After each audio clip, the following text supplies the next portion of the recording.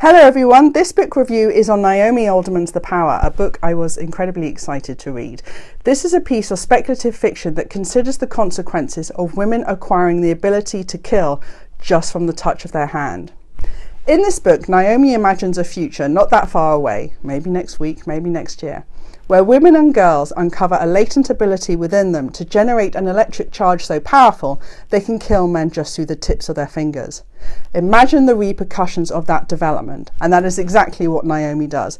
This is a really incisive examination of the balance of power between the sexes and sex and gender politics. If women could match male violence with the ability to kill, how would this change the very dynamics of the way we interact, male and female interaction, male-centric religions, and even the structures of patriarchy itself? This is a very smart book, and I was really gripped with the intelligence of it. There is, as you can probably tell, a touch of the Margaret Atwoods to this book, and that's not a surprise, as Naomi was mentored by Margaret Atwood during the making of this novel. But Naomi herself has developed something that's very smart and fully considers everything from the tiniest interactions such as sex and friendship to the very huge structures of governmental power and war itself, and how this could just be turned around with the simple ability of the women's ability to kill just the touch their fingertips.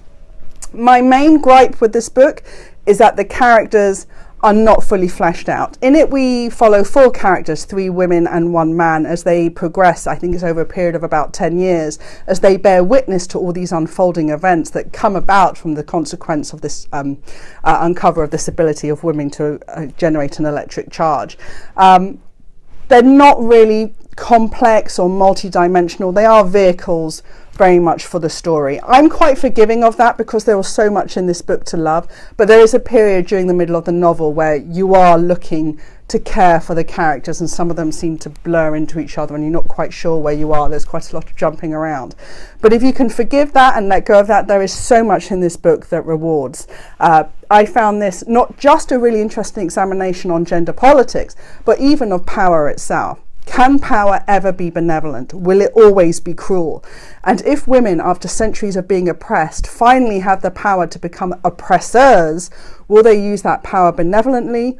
Or is there such anger, such resentment at the suppression and the violence over the generations that inevitably the repercussions of women getting their hands on the reins of power, that will always be a cruel retribution coming to men? Really interesting book, The Power by Naomi Alderman, and I really do recommend this.